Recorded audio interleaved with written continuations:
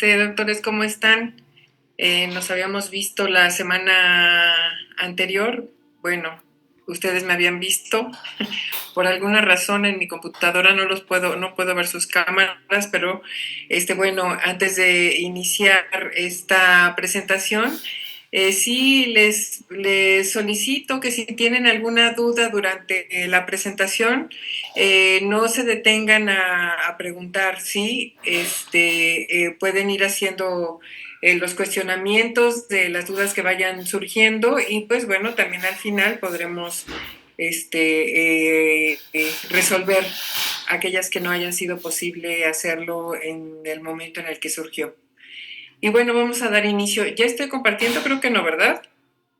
Sí, ya está compartiendo, doctora. Pues ya no sé dónde quedó. Bueno, déjame ver. Okay.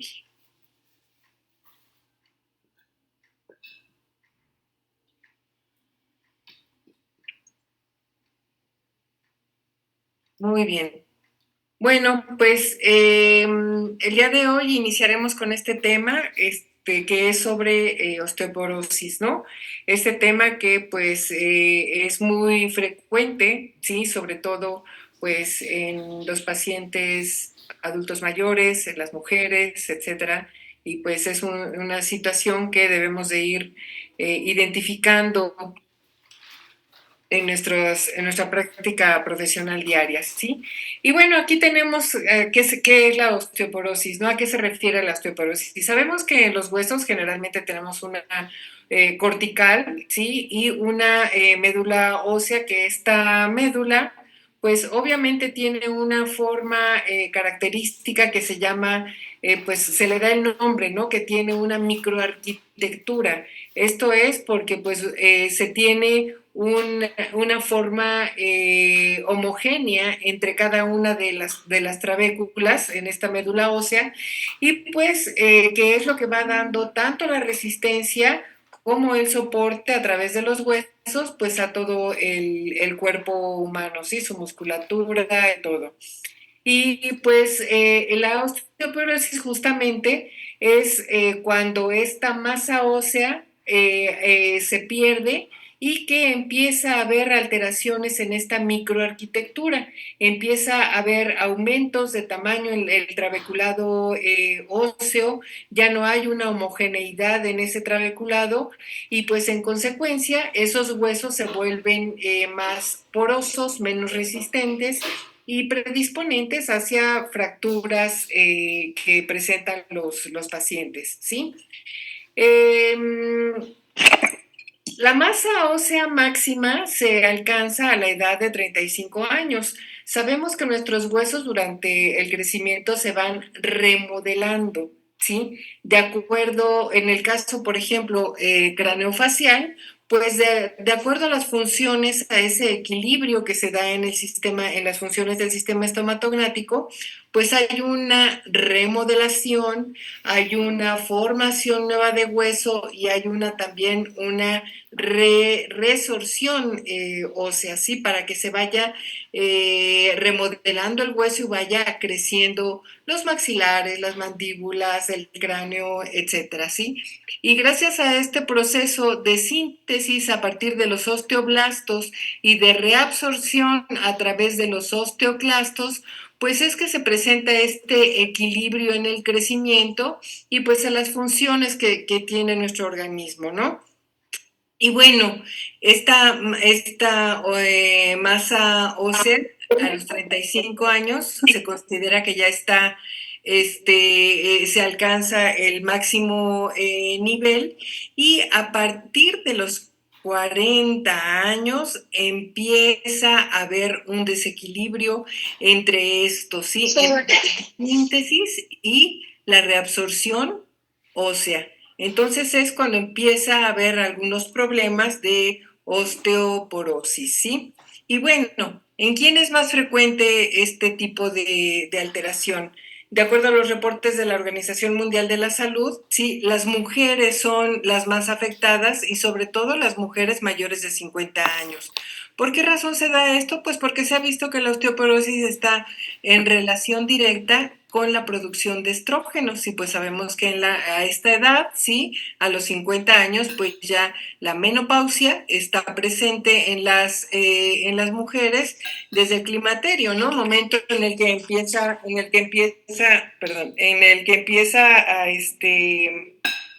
perdón, permítanme, déjenme, que olvidé quitar el sonido acá, ya. Entonces les estaba diciendo que es más frecuente en mujeres por esta disminución de estrógenos, ¿sí? Y sobre todo, pues a partir de la menopausia.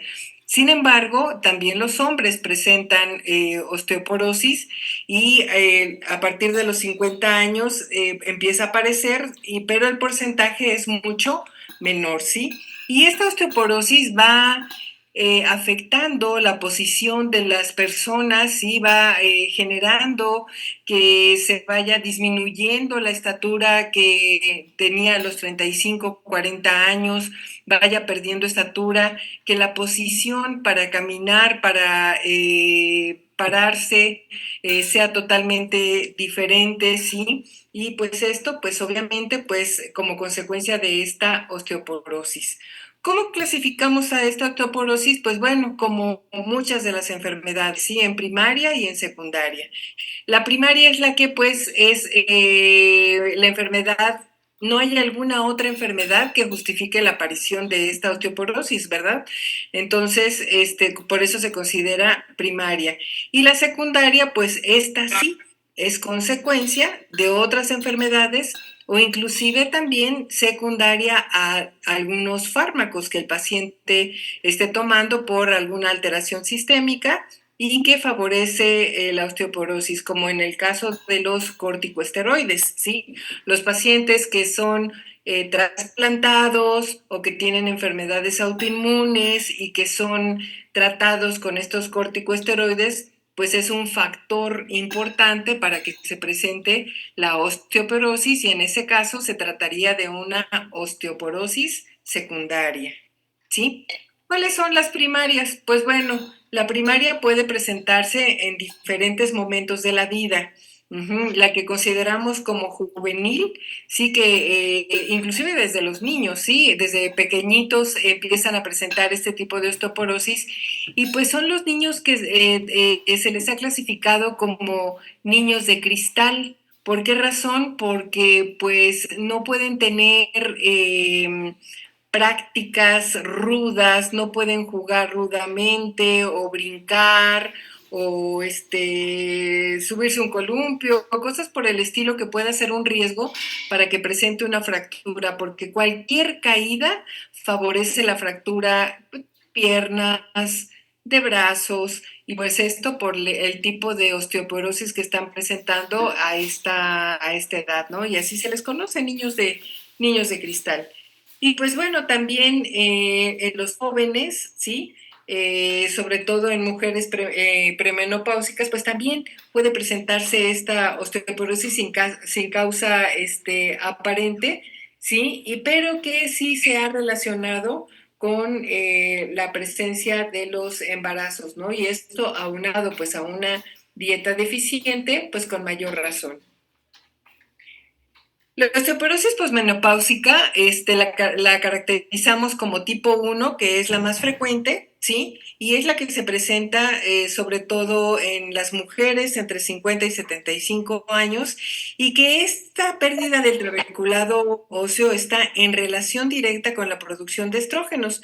Les decía, cuando empieza el climaterio, que es el climaterio, es el momento en el que las hormonas sexuales empiezan a disminuir estos estrógenos, ¿sí? Y empieza a haber algunas alteraciones, los periodos menstruales irregulares, los bochornos, los cambios de humor, etcétera, y pues todo esto por la disminución de estrógenos. Y bueno, además de esto, el equilibrio entre que tenían los osteoblastos y osteoclastos para la remodelación obviamente está perdido y pues quienes van a tener una mayor actividad van a ser los osteoclastos, ¿sí? Por eso es que empieza a afectarse ese trabeculado, a hacerse esas trabéculas más amplias, más grandes, y pues los huesos empiezan a perder esa fortaleza que inicialmente tenían y aumenta el riesgo de fracturas. ¿Sí? La osteoporosis senil o tipo 2, pues su nombre nos los está diciendo, ¿no? Va a ser ya en los pacientes, tanto hombres como mujeres, que se encuentren en una etapa en donde el envejecimiento ya está teniendo sus consecuencias y que pues los huesos son una parte importante en donde repercute este envejecimiento, ¿sí? Por ejemplo, sabemos que ya a esta edad hay factores que van a favorecer esta osteoporosis como el sedentarismo en muchos pacientes, afortunadamente no todos, que ya tienen problemas de movilidad, pues esa falta de movilidad les favorece la presencia de osteoporosis, ¿no? Si tuvieron alguna caída o en muchas ocasiones tienen pequeñas caídas y se fracturan sobre todo la cadera, ¿sí? Con pequeños golpes, con pequeños traumatismos, ¿sí? Es más, hay pacientes, hombres sobre todo, y más si son fumadores, que a la hora de estarse poniendo el pantalón meten una pierna y al estar soportando todo su peso sobre una pierna, no aguanta su hueso, no aguanta el fémur y se fractura, ¿sí? Y eso pues obviamente pues es por esa osteoporosis senil que está teniendo el paciente, ¿no? Entonces, pues ahí vienen muchas complicaciones, ¿no?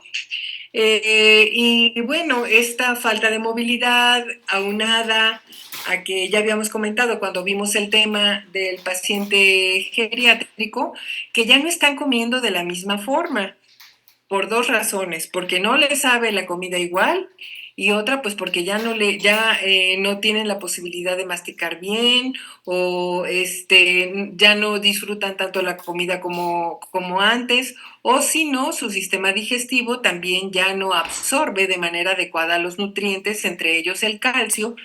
¿Sí? Y aunado a la falta de sol, pues la vitamina D no va a ser capaz de sintetizarse y de favorecer ahí una adecuada mineralización ósea, ¿no? Entonces, vean cómo se van juntando los diferentes factores, ¿sí? Y que van favoreciendo, pues como en este caso, la osteoporosis, ¿no? Los trastornos nutricionales y la deficiencia de vitamina C. Sabemos que el sol es fundamental y algunas ocasiones pues ya no quieren salir, ¿no? No quieren salir de su recámara o del lugar en el donde se encuentran. La osteoporosis secundaria, ¿queda clara la primaria? Tipo 1, tipo 2. Sí, doctora. ¿Sí? Okay. Sí, doctora, todo bien. Ok. Vamos entonces a la secundaria. Aquí sí, como mencionaba, van a ser secundaria a enfermedades, ¿sí? Una de las enfermedades más comunes y que ahora pues sabemos que está muy diagnosticada es la enfermedad celíaca. ¿En qué consiste esta enfermedad celíaca? Pues son las personas que son intolerantes al gluten. Ya sabemos que ahora pues hay mucha comida, ¿no? Que inclusive tiene sus etiquetas, ¿no? De libre de gluten, el pan sin gluten, las galletas sin gluten, todo esto, y esa es para las personas que tienen una enfermedad celíaca, que el gluten le provoca problemas inflamatorios, de diarrea, inclusive algún tipo en ocasiones de sarpullidos, ¿no? Y pues eso les ocasiona también una enfermedad inflamatoria intestinal, ¿sí? Que tanto la enfermedad celíaca como la inflamatoria intestinal, va a tener problemas, ¿sí? Para la absorción nuevamente del calcio, ¿sí? De los nutrientes, de vitamina D, ¿sí? Que no es posible absorberlas y en consecuencia pues va a afectar al hueso, ¿sí? De igual manera las enfermedades renales y las hepáticas, ¿no? El hígado es importante para la síntesis de vitamina D, entonces si hay una disfunción hepática, pues tampoco se puede sintetizar esta vitamina y todo el proceso de mineralización del hueso, ¿no? Y bueno, el cáncer, los mielomas múltiples, la artritis reumatoide, todas estas enfermedades sistémicas, ¿sí? Van a ser factores importantes para que el paciente o la paciente presenten osteoporosis, ¿sí? Y los fármacos, como mencionaba hace ratito, ¿no? Algunos fármacos favorecen la presencia de osteoporosis. Y bueno, no solamente los corticosteroides, hay también algunos fármacos que se utilizan como antidepresivos, sí, como el litio entre ellos, que también son precursores de osteoporosis. Entonces, las personas que se encuentran bajo tratamiento psiquiátrico para depresión, pues es importante identificar qué es lo que están tomando para ver también si está teniendo un efecto directo en las estructuras óseas de la persona, ¿sí?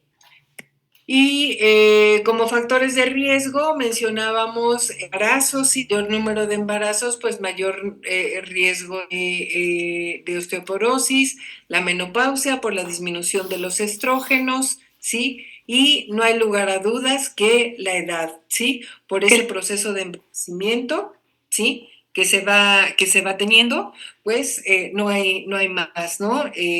Los adultos mayores son quienes presentan con mayor frecuencia esta problemática de osteo, ¿sí?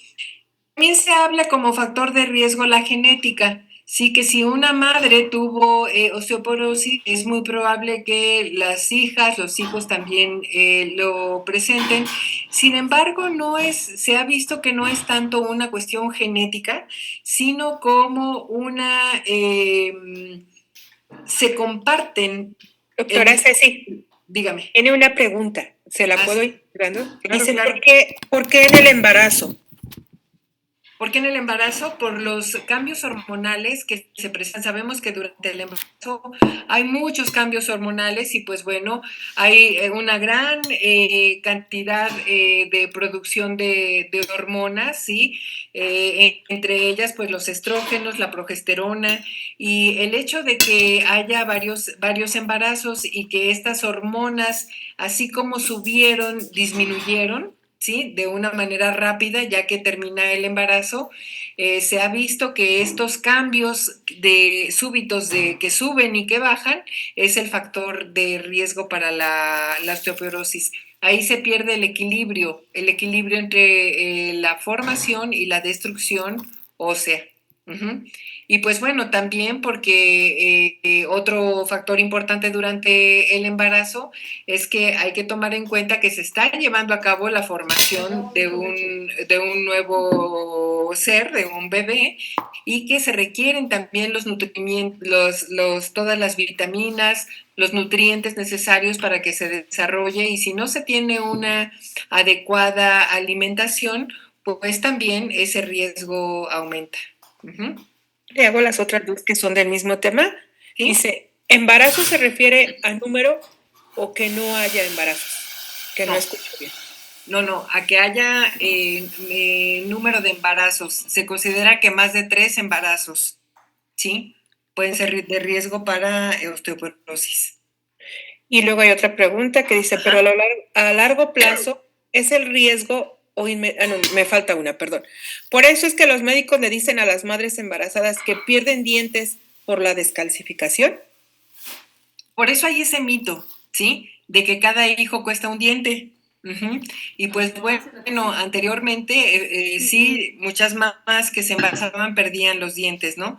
En la actualidad ya se ha visto que no es tanto por esa pérdida de calcio, porque, bueno, sabemos que en la mayoría de los casos, si hay un seguimiento adecuado del embarazo, sí les dan los complementos alimenticios necesarios a las mamás embarazadas. Sin embargo, si esto se lleva a cabo en zonas de marginación, pues no siempre es así, ¿no? Y entonces ahí sí es donde pierden los dientes, ¿no? Pero lo que más se ha visto con la pérdida de dientes durante el embarazo, sobre todo, es el cambio de pH salival, ¿sí? El pH se vuelve más ácido y entonces sí aumenta el riesgo de caries, ¿sí? Y bueno, y puede haber pérdida de órganos dentarios, una falta de atención, porque el embarazo no se puede dar tratamiento químico, ¿no? Cosa que no es así, que ya sabemos que que no es así, pero se sigue teniendo ese mito, ¿no? De que cada embarazo se pierde un diente. Y pues bueno, volvemos a lo mismo, si no hay una Y hago la adecuada última nutrición, pregunta. puede ser. Y hago la última pregunta. Dice, ¿pero a Ok. largo plazo es el riesgo o inmediatamente después del embarazo? Después del embarazo. Ok. Después del embarazo es que puede presentarse esta osteoporosis. Y bueno, aunado posteriormente a la menopausia, por supuesto que pues se agrava más el problema, ¿no? De osteoporosis. ¿Sí? Perfecto. Adelante, doctor. Y bueno, decía aquí de la genética que más que genética son los estilos de vida, ¿sí? Si es una familia que acostumbra a hacer ejercicio, pues bueno, los hábitos se van a heredar a los hijos, ¿verdad? Si se tiene una alimentación saludable, equilibrada, etcétera, pues los riesgos se van a disminuir, ¿sí? Entonces, más que sea un factor genético, es así como que un factor de estilos que se comparten los estilos de vida, ¿sí? El índice de masa corporal bajo, ¿sí? Esto pues obviamente se presenta mucho en jóvenes con problemas de alimentación, trastornos de la alimentación y que tienen un índice de masa corporal menor a 19, pues ese también es un riesgo de osteoporosis. Los estilos de vida. Aquí, ¿no? Ya sabemos que si el tabaco y el alcohol son factores de riesgo para muchos problemas de cancerígenos o respiratorios también, en el caso del tabaco, pues aquí también son riesgos importantes para la osteoporosis, ¿no? El tabaco por esta alteración que hay en la absorción de calcio y del efecto antiestrogénico, y pues el alcohol por las alteraciones, ¿no? De la vitamina D, del metabolismo que provoca alteraciones endocrinas y nutricionales. Sabemos que el alcohol afecta directamente al hígado y pues obviamente pues va a repercutir en las síntesis ahí, vitamínicas para la mineralización ósea. El sedentarismo. Les decía, ¿no? Que nuestros huesos se van remodelando y que van teniendo este cambio óseo durante el crecimiento sobre todo. Sin embargo, también dependiendo de la actividad física que se tenga, ¿sí? Estos huesos se van fortaleciendo o al revés, se van desmineralizando. Si un paciente es totalmente sedentario, pues no está activando su musculatura y esos músculos no están estimulando a los huesos. Entonces, pues esos huesos se van a volver porosos, ¿sí? Por eso es que pues la activación física es un gran protector para el problema de osteoporosis. Y el tipo de alimentación, ¿no?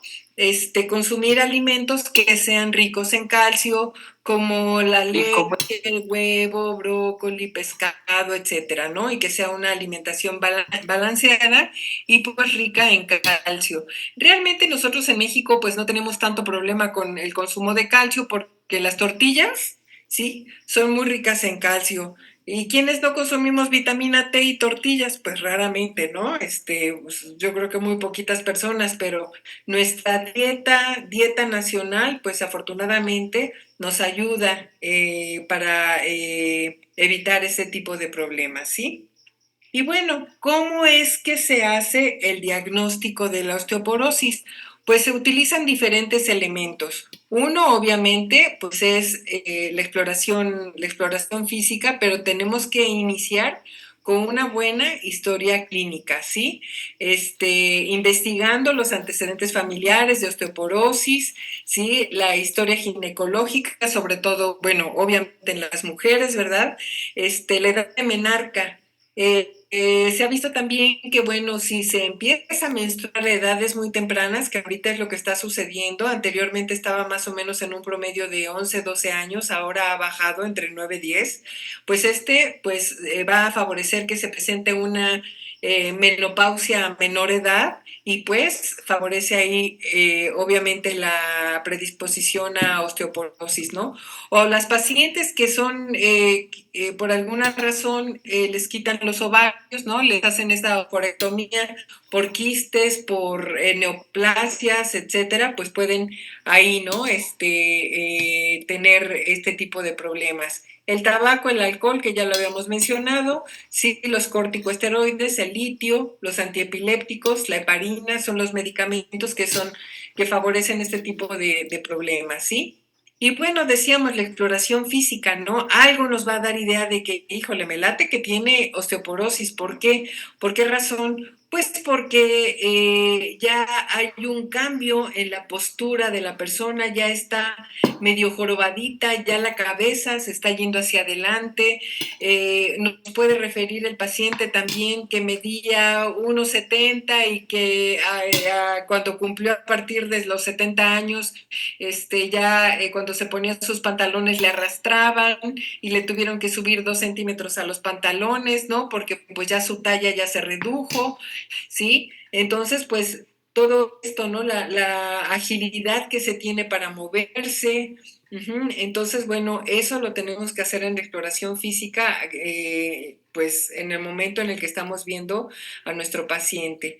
Y también tratar de identificar algunas otras enfermedades que estén favoreciendo esa osteoporosis, ¿no? Por ejemplo, aquí decía estrías rojas, rojo-vinosas, pues aquí están esas estrías que generalmente las asociamos con el síndrome de Cushing, ¿no? El bocio, que son los problemas de hipotiroidismo, sobre todo, que también ocasionan esta osteoporosis, ¿no? Predisposición a la osteoporosis. Y bueno, ¿qué auxiliares de diagnóstico son los que se pueden emplear? Pues tenemos que mandar a hacer nuestros exámenes de laboratorio básicos, ¿sí? El general de orina, química sanguínea, biometría hemática. Realmente en la biometría hemática lo que vamos a ver es que hay un aumento de la velocidad de sedimentación globular. En la química sanguínea, sobre todo si lo mandan a hacer de 30 elementos, que ahí le salen, bueno, todo, ¿no? Cloro, sodio, calcio, fosfatasa alcalina, todo esto, ahí sí podemos darnos más cuenta cómo están los niveles de calcio, cómo está la fosfatasa alcalina, si está elevada. Generalmente si están elevados quiere decir que está habiendo destrucción ósea. Entonces eso nos da un dato de que hay un problema, ¿sí? El general de orina, igual, si hay una insuficiencia renal que esté favoreciendo esa osteoporosis o alteraciones importantes, ¿no? La radiografía. Cuando nosotros vemos una radiografía, sobre todo las panorámicas, es cuando podemos darnos una idea, ¿sí? De si nuestro paciente está teniendo osteoporosis, ¿no? ¿Por qué? Porque hay una pérdida del trabeculado óseo. Se ve liso, hay quienes lo manejan como si fuera un aspecto de vidrio, ¿no? Se ve lisito, gris, parejito, ¿no? Y pues bueno, también hay radiografías de columna en donde se observan las deformidades o los aplastamientos de las vértebras o inclusive las fracturas, ¿no? Y el que pues es muy utilizado, que es el examen, la densitometría, es que este examen que identifica la densidad ósea. Aquí, bueno, tuve aquí un error que les estaba yo poniendo ahí cómo es que nos reportan la densidad ósea en una densitometría, y cómo nos la reportan es el valor de osteopenia. ¿Qué quiere decir esto? Que todavía no tiene un problema de osteoporosis como tal, pero ya está habiendo una descalcificación de ese hueso y una alteración en el trabeculado óseo. Pero en ese, podríamos decir que es el primer pasito para que si ese paciente o esa paciente no tiene un control adecuado, pues termine con una osteoporosis. Después ya viene, después de esa osteopenia, una osteoporosis de primer grado, de segundo y de tercero, ¿no? Obviamente es la más grave, la de tercero, es en donde, pues bueno, la fragilidad de los huesos está a la orden del día, ¿no? Y el riesgo de fractura, sobre todo, pues también. Y las fracturas que se presentan con mayor frecuencia, les comentaba hace rato, son de las vértebras, ¿sí? Fractura de vértebras y fractura de cabeza de fémur. Seguramente ustedes han escuchado, ¿sí?, de pacientes que han sido operados, ¿sí?, para colocarles una prótesis de cadera, ¿sí?, porque tuvieron una caída y la fracturaron, o que ya están, o ya tuvieron un desgaste por osteoporosis muy importante de la cabeza del fémur, ¿sí?, y pues tuvieron que operarlos. Les decía que en nuestras radiografías panorámicas podemos identificar cómo está la situación de nuestro paciente. Vean aquí a la altura de los premolares y de los molares, cómo aquí hay una pérdida del trabeculado.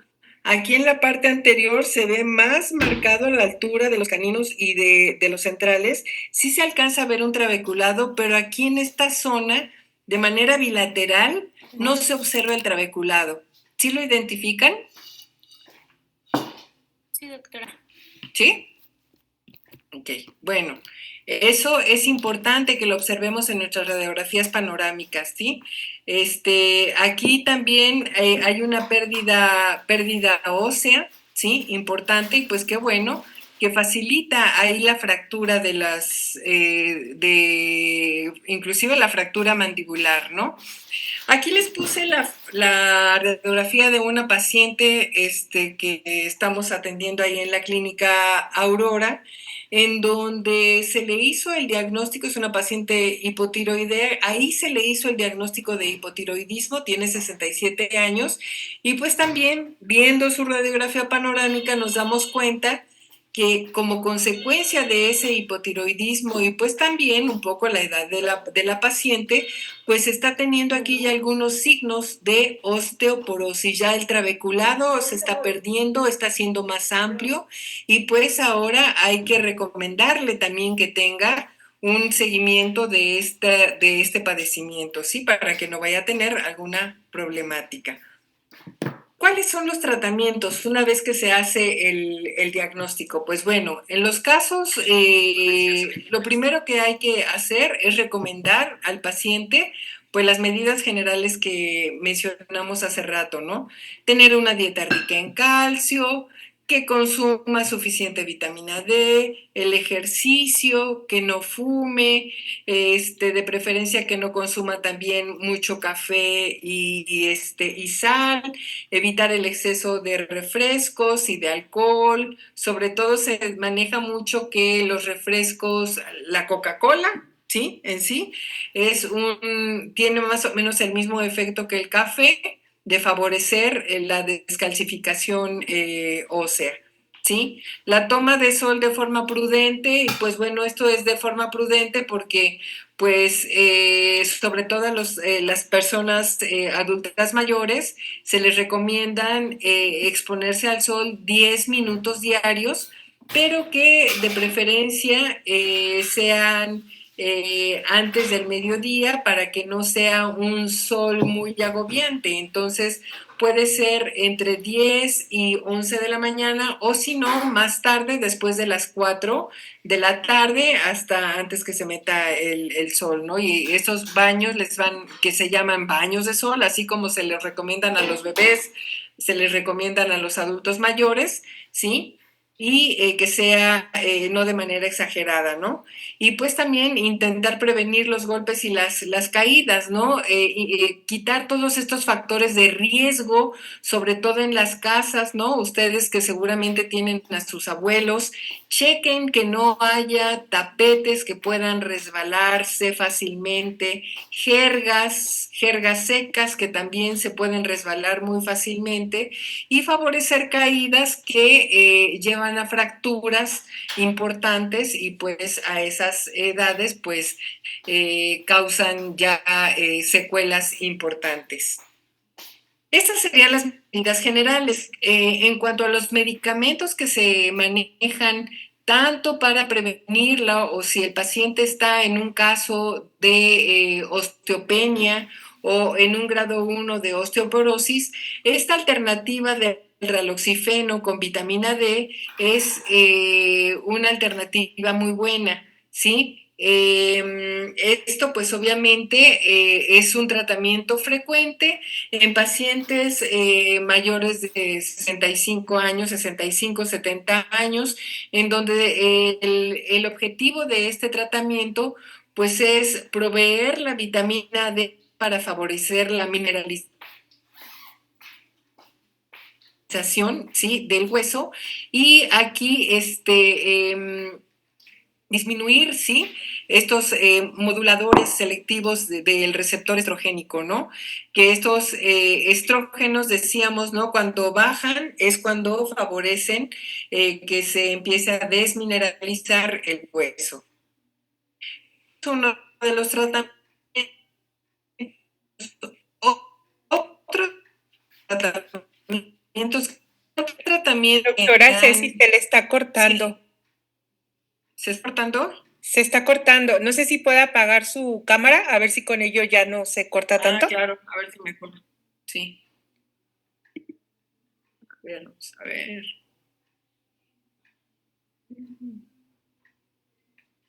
Voy a dejar de compartir, ¿sí? Porque no encuentro allá. Sí.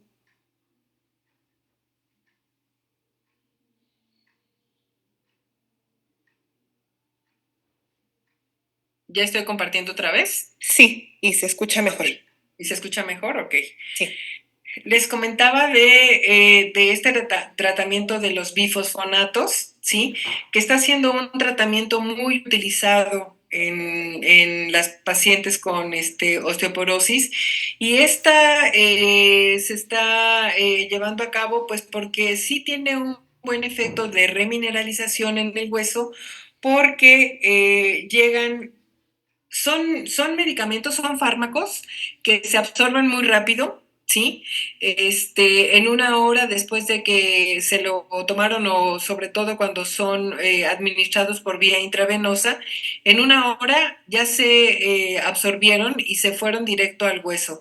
Pero ahí en el hueso pueden permanecer por largo tiempo, ¿sí? Meses o años. Uh-huh.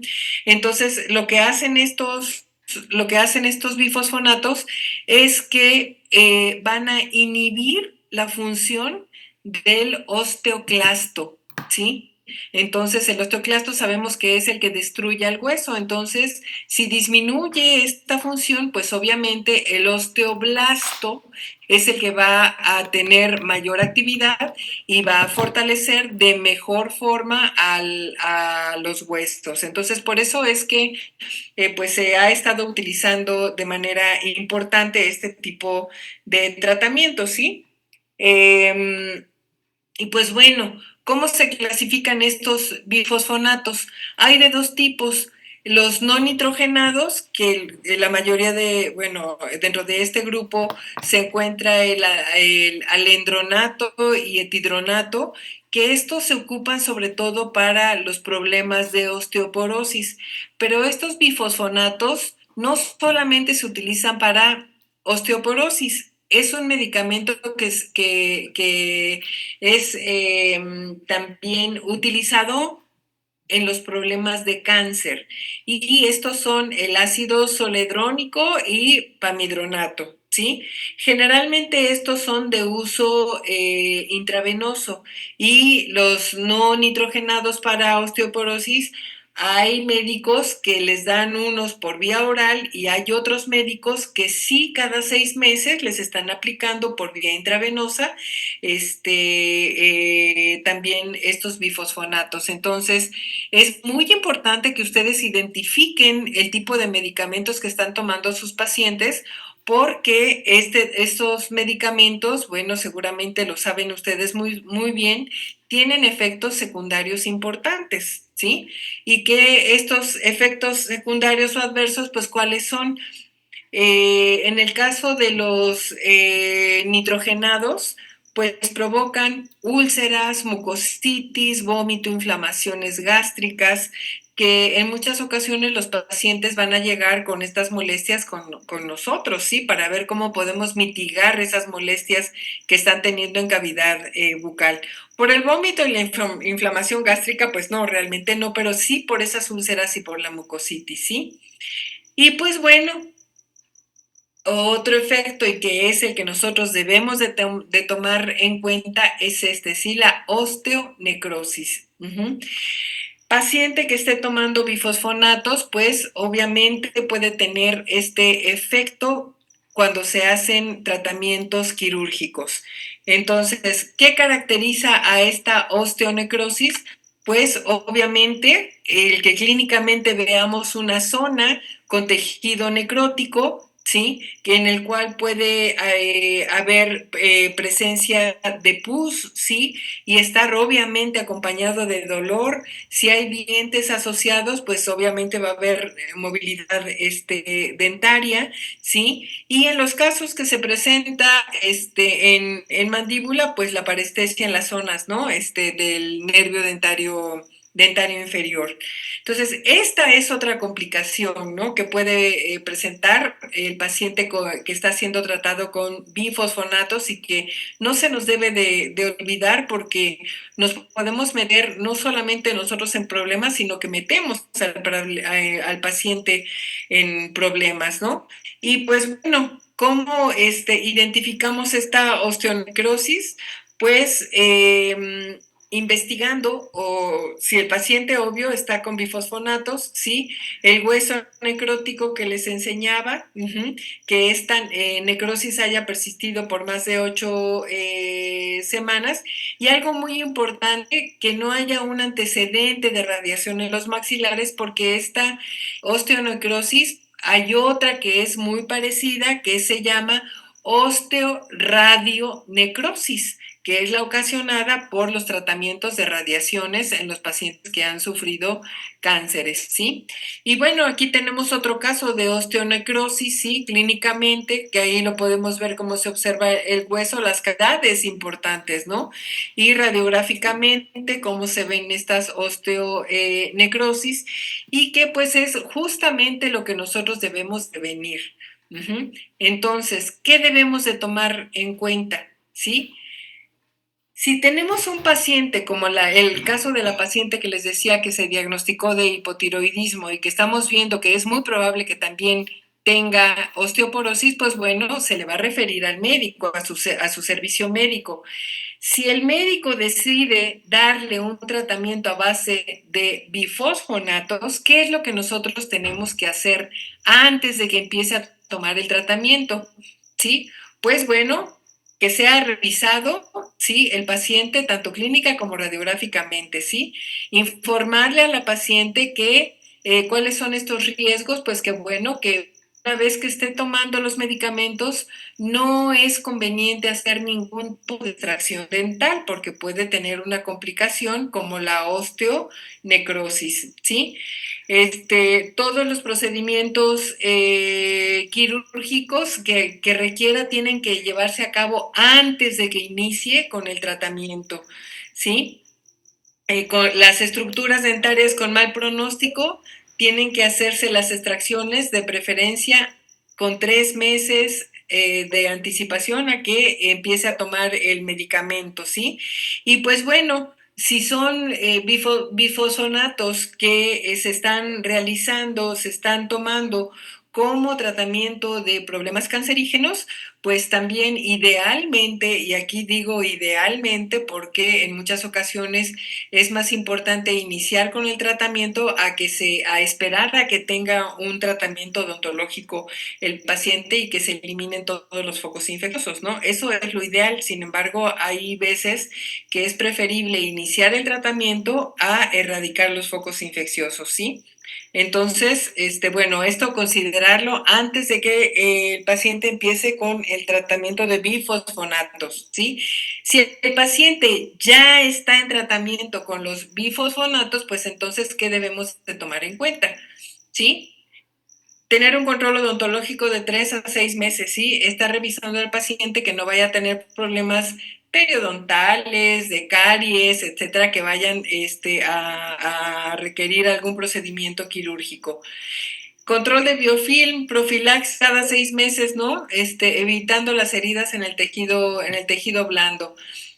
Sobre todo, sí en tejido blando, pero sobre todo, sí podemos realizar raspados y alisados, siempre y cuando pues estemos cuidando, ¿no? El no tener un daño hacia el hueso, ¿no? Los raspados y alisados, hacerlos que sean radiculares, sí, y procurando pues no lesionar al hueso, ¿no?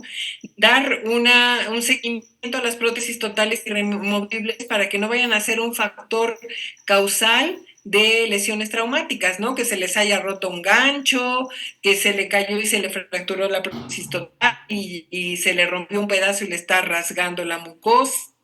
Ese tipo de situaciones tenemos que estarlas revisando de manera periódica. ¿Sí? Preferir, obviamente, los tratamientos endodónticos a realizar una extracción, ¿sí? Evitar los implantes, ¿sí?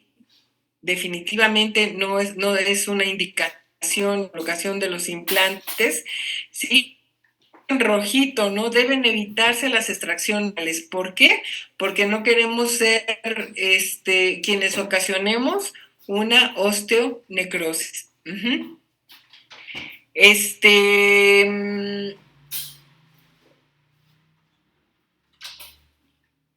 caso de que los pacientes requieran un tratamiento quirúrgico, se puede hacer siempre y cuando haya una suspensión, haya una suspensión de tratamiento, ¿sí? Estos protocolos no los llevamos a cabo nosotros. La recomendación es que lo haga un cirujano maxilofacial para que no nos vayamos a meter en problemas, y sobre todo ustedes que están iniciando su práctica profesional. Recuerden que hay que reconocer los límites de qué se va a hacer, qué no hacer, hasta dónde me siento capaz y en qué momento me puedo meter en un problema, ¿no? Entonces, pues bueno, mejor referirlo con el maxilo facial, ¿no? Y bueno, ¿cuál es algunas preguntas del tema? que debemos de... ¿Sí? Le hago unas preguntas de aquí de lo del tema. Sí. Dice, ¿por qué mínimo Claro. 3 meses y no menor o más tiempo, doctora? ¿De la suspensión del medicamento? Del medicamento. Si es por vía oral. Ajá. Si es por vía oral y se requiere hacer un tratamiento quirúrgico, pero les vuelvo a repetir, mi recomendación sería que un paciente que esté tomando bifosfonatos o que haya tomado bifosfonatos en los últimos 6 meses, ¿sí? Es mejor referirlo al cirujano maxilofacial. Ajá. Porque les mencionaba que el medicamento puede permanecer hasta por años, ¿sí? Alojado en la médula ósea. Entonces, por esa razón es que es mejor que el cirujano maxilofacial lleve a cabo los procedimientos quirúrgicos. ¿Por qué razón? Porque ya hay protocolos que ellos utilizan, ¿sí? De manejo de antibióticos previos a las cirugías y durante las cirugías y posterior a las cirugías. Ya tienen ellos establecidos protocolos, ¿sí? Para evitar esta osteonecrosis. Sin embargo, aquí les pongo yo y les hago énfasis, ¿sí? En referir al cirujano maxilofacial para que no se metan en problemas, ¿sí? Hay que evitar los problemas. Entonces, mejor es referirlo al especialista, que ellos ya saben cuál es el protocolo de manejo con estos pacientes, ¿sí? Y bueno, la pregunta, ¿qué otra pregunta era? Dice otra los 3 que, meses. dice, doctora, ¿se pueden hacer endodoncias en pacientes que tomen bifosfonatos? Sí, endodoncia sí, tratamientos de conducto sí. Ajá. Todo lo que no toque hueso, ¿sí? Ok. Tratamientos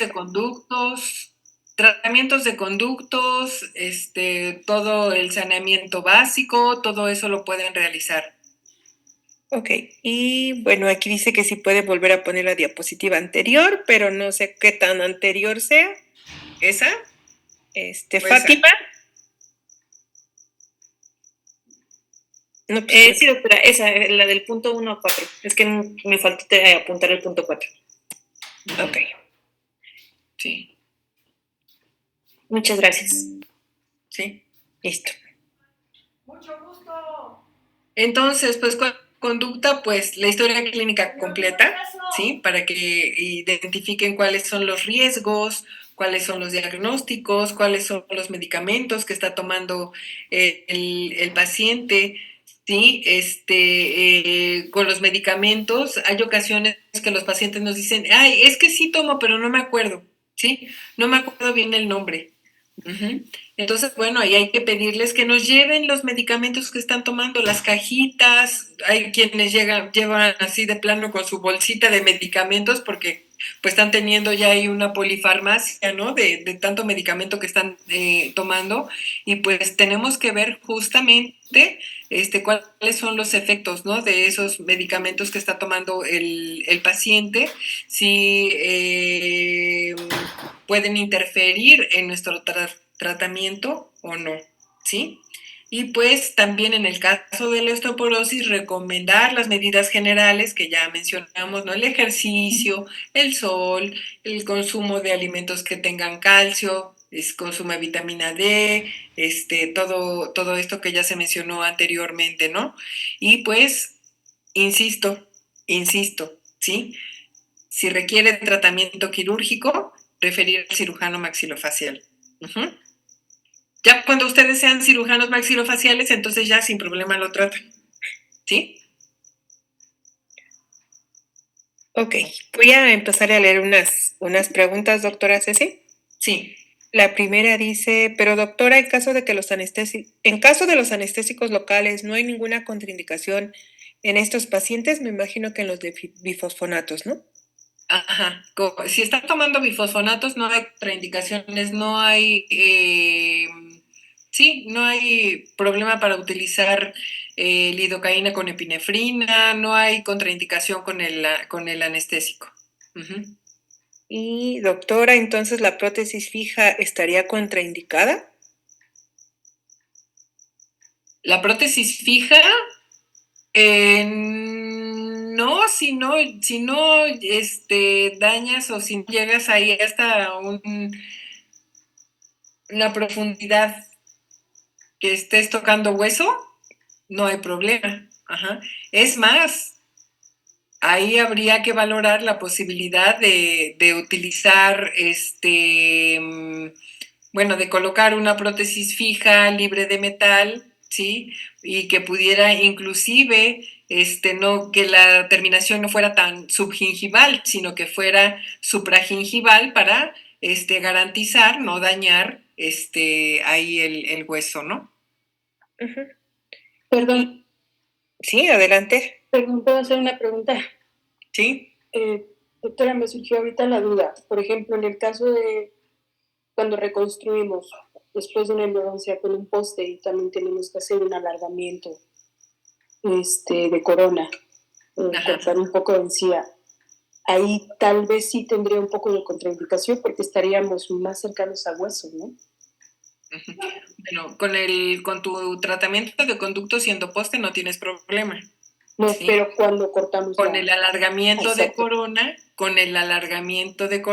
ahí sí habría que valorar si vas a llegar a hueso. Hay ocasiones que en el alargamiento de corona sí se hace, inclusive se toca hueso para bajar un poco más, ¿no? Ah, ok. Entonces ahí sí habría que valorar. Uh-huh. Bueno, gracias, doctora. Hay otras preguntas, dice doctora, entonces, no, pero si hubiera una sobreinstrumentación en endodoncia, ¿no compromete también? Ahí sí. ¿Sí? Ahí sí, porque ya están, ahí sí, porque ya están llegando a hueso, ¿no? Uh-huh. Pero pues se supone que no van a hacer una sobreinstrumentación, ¿no? Que van a hacer una conductometría, su radiografía previa y la conductometría adecuada, pero pues eso es lo recomendable, ¿no? Si consideran que no tienen todavía la destreza para realizar ese tipo de tratamientos, pues mejor mándenlos al especialista también para que se meten en problemas. Uh-huh. Bueno, aquí hablan de la anestesia, si tiene alguna consideración o si al aislar también hay alguna repercusión. Y No hay bueno, contraindicación con anestésico o al aislar tampoco. Sí, también estaban aquí preguntando, me pareció ver uno sobre el manejo de los antibióticos. No, no hay contraindicación en el manejo de los antibióticos. Ujú. y por último, aquí, bueno, consideraciones de anestesia.